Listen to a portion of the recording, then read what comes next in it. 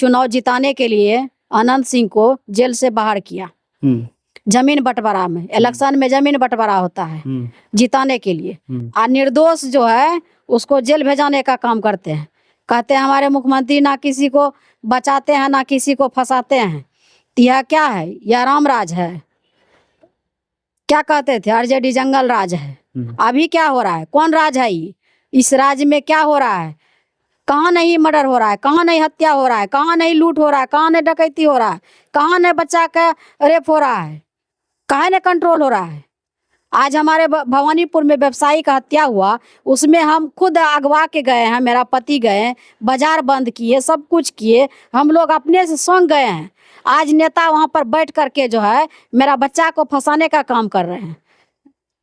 तो लोग ऐसे जो है फंसाने से, सच्चाई जो है एक दिन साथ जो है ना, कभी जो है सच्चाई एक ना एक दिन ऊपर होगा ही।